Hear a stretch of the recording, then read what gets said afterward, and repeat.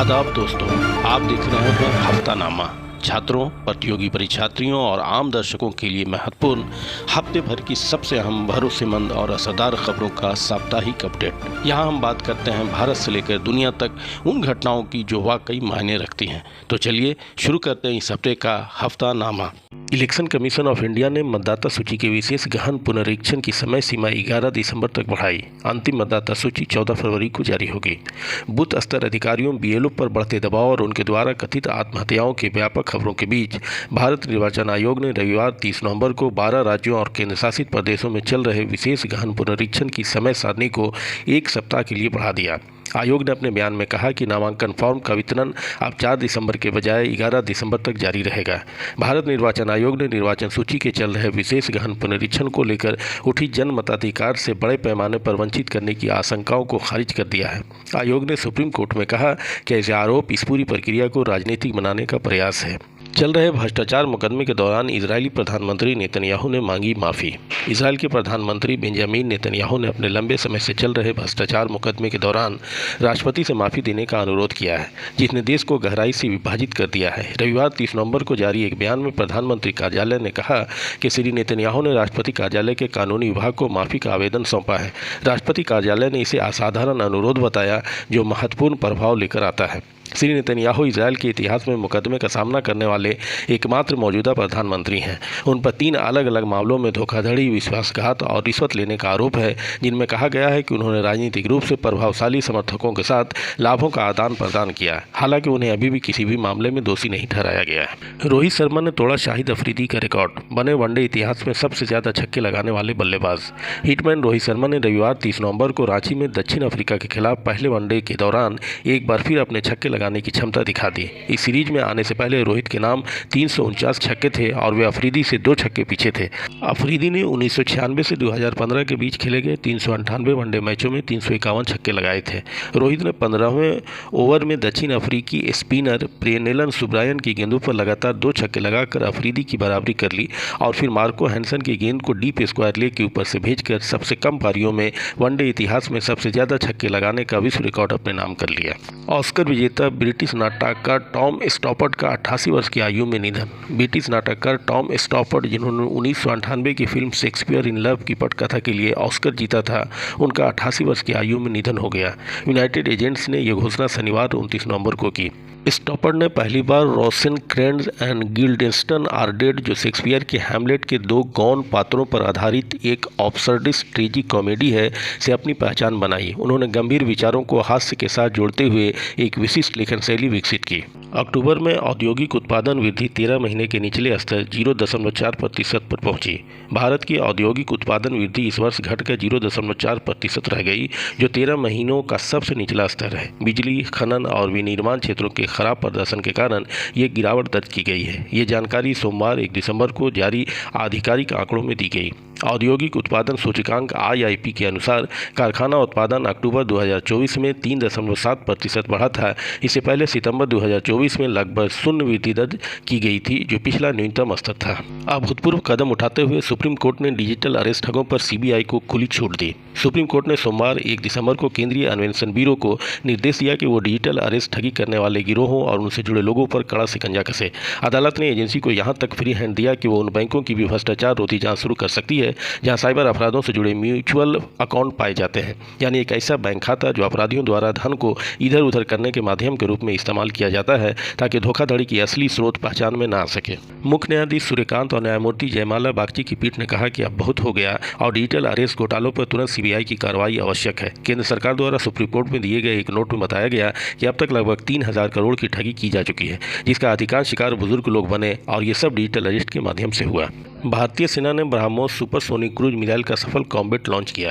भारतीय सेना ने सोमवार को बंगाल की खाड़ी में ब्रह्मोस सुपरसोनिक क्रूज मिसाइल का सफल परीक्षण कर अपनी मारक क्षमता और रणनीतिक तैयारी को एक बार फिर साबित किया।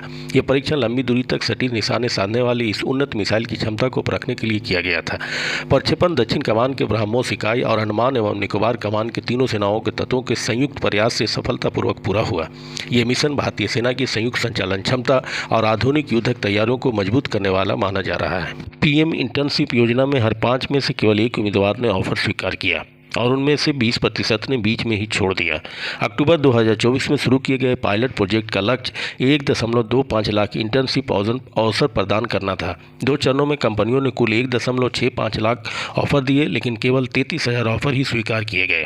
इनमें से भी 6,618 इंटर्न ने इंटर्नशिप समय से पहले ही छोड़ दी। प्रधानमंत्री इंटर्नशिप योजना PMIS की घोषणा केंद्रीय बजट 2024 में की गई थी, जिसका लक्ष्य 5 वर्षों में देश की शीर्ष 500 कंपनियों में 1 करोड़ युवाओं को इंटर्नशिप अवसर प्रदान करना है। हालांकि PM इंटर्नशिप योजना के पायलट प्रोजेक्ट ने 1 वर्ष में 1.25 लाख इंटर्नशिप अवसर प्रदान करने के अपने लक्ष्य को पार कर लिया है, लेकिन कॉर्पोरेट मामलों के राज्य मंत्री हर्ष मल्होत्रा के लोकसभा में एक प्रश्न के उत्तर में प्रस्तुत आंकड़ों से पता चलता है कि भारत के युवाओं में इसके प्रति रुचि कम रही है। संचार साथी ऐप को प्री इंस्टॉल करने के दूरसंचार विभाग के आदेश से घमासान।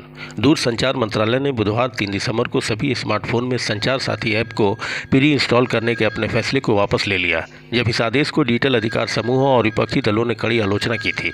विपक्ष के नेताओं ने केंद्र के एक तरफा फैसले पर सवाल उठाए और इसे एक और बिग बॉस निगरानी छन करार दिया।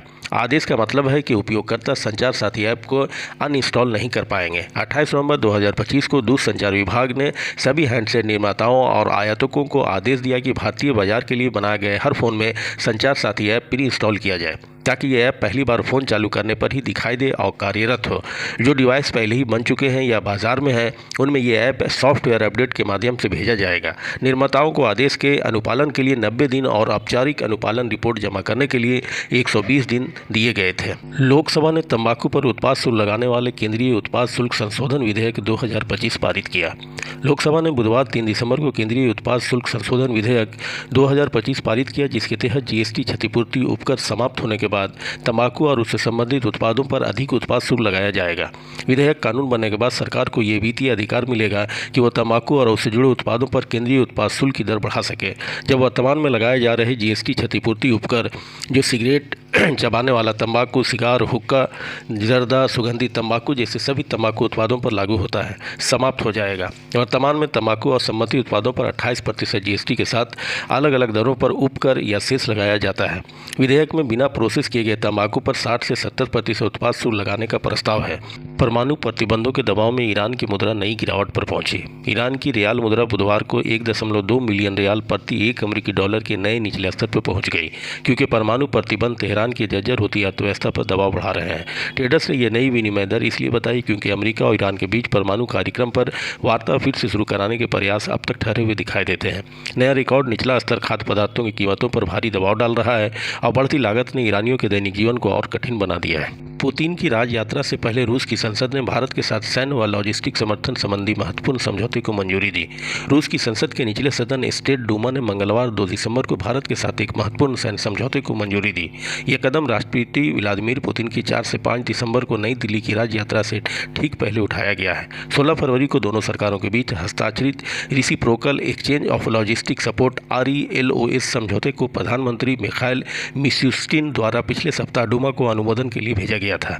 RELOS समझौता यह तय करता है कि रूस के सैन्य दल, युद्धपोत और सैन्य विमान भारत में और भारतीय सैन्य संसाधन रूस में किस प्रक्रिया के तहत भेजे जाएंगे तथा उनके पारस्परिक लॉजिस्टिक समर्थन का प्रबंधन कैसे होगा। सुप्रीम कोर्ट ने राज्यों से कहा, परेशान BLOs को बदलें या SIR कार्य के लिए अतिरिक्त कर्मी तैनात करें। सुप्रीम कोर्ट ने गुरुवार 4 दिसंबर को राज्य सरकारों पर पूरी जिम्मेदारी डाली कि वे उन कर्मचारियों को बदलें जो बुद्ध स्तर अधिकारी BLO के काम का दबाव सहन करने में असमर्थ हैं। हालांकि अदालत ने कार्यबल की बताई जा रही परेशानी को चुनाव आयोग द्वारा 9 राज्यों और 3 केंद्र शासित प्रदेशों में आयोजित विशेष गहन पुनरीक्षण के दूसरे चरण को प्रभावित करने की अनुमति देने से इनकार कर दिया। मुख्य न्यायाधीश सूर्यकांत और जयमाल्या बागची की पीठ ने जोर देकर कहा कि राज्य कर्मचारी जिन्हें BLO के रूप में नियुक्त किया गया है, उन पर सौंपे गए विधिक कार्यों का पालन करने का दायित्व है, जिसमें इस मामले में विशेष गहन पुनरीक्षण प्रक्रिया के तहत मतदाताओं को नामांकन, गणना फॉर्म वितरित करना शामिल है। अदालत ने कहा कि BLOs की परेशानियों को दूर करना राज्य सरकारों की जिम्मेदारी है। हेल्थ सिक्योरिटी से नेशनल सिक्योरिटी सेस विधेयक 2025 लोकसभा में पेश। वित्त मंत्री निर्मला सीतारमण ने गुरुवार 4 दिसंबर को हेल्थ सिक्योरिटी से नेशनल सिक्योरिटी सेस विधेयक 2025 लोकसभा में पेश किया। ये विधेयक पान मसाला निर्माण में लगने वाली मशीनों या अन्य प्रक्रियाओं पर सेस लगाने का प्रस्ताव करता है, ताकि भारत की स्वास्थ्य और राष्ट्रीय सुरक्षा के लिए धन जुटाया जा सके। लोकसभा के पहले ही केंद्रीय उत्पाद शुल्क संशोधन विधेयक 2025 पारित कर चुकी है, जबकि नया विधेयक अभी चर्चा और पारित होने के लिए सूचीबद्ध है। क्योंकि इसे मनी बिल के रूप में पेश किया गया है, इसलिए हेल्थ सिक्योरिटी से नेशनल सिक्योरिटी सेस विधेयक विधेयक 2025 को केवल लोकसभा में ही पारित किया जाना आवश्यक है। हेल्थ सिक्योरिटी से नेशनल सिक्योरिटी सेस नामित इस सेस के तहत केंद्र उन सभी लोगों पर कर लगाने का प्रस्ताव करता है जिनके पास पान मसाला उत्पादन के लिए मशीनें स्थापित हैं। इन मशीनों में फिल एंड सील मशीन और कोई भी पैकिंग मशीन शामिल है जो पान मसाला को पाउच, टीन या अन्य कंटेनरों में भरने के लिए उपयोग की जाती है। Navy day. राष्ट्रपति मुर्मू ने नौसेना कर्मियों के साहस को सलाम किया। राष्ट्रपति द्रौपदी मुर्मू ने गुरुवार 4 दिसंबर को भारतीय नौसेना के कर्मियों, पूर्व सैनिकों और उनके परिवारों को नेवी डे की शुभकामनाएं दी और कहा कि राष्ट्र उन बहादुर महिलाओं और पुरुषों को सलाम करता है जो साहस, सतर्कता और अटूट प्रतिबद्धता के साथ समुद्री सीमाओं और राष्ट्रीय हितों की रक्षा करते हैं। 4 दिसंबर को नेवी डे मनाया जाता है जो देश की रक्षा में नौसेना की महत्वपूर्ण भूमिका और 1971 के युद्ध में पाकिस्तान के खिलाफ उसके वीरतापूर्ण योगदान की स्मृति में मनाया जाता है। ट्रंप प्रशासन ने H-1B वीज़ा आवेदकों के लिए फ्री स्पीच सेंसरशिप के खिलाफ कड़े जांच निर्देश दिए। इस नीति के तहत सभी वीज़ा आवेदक प्रभावित होंगे।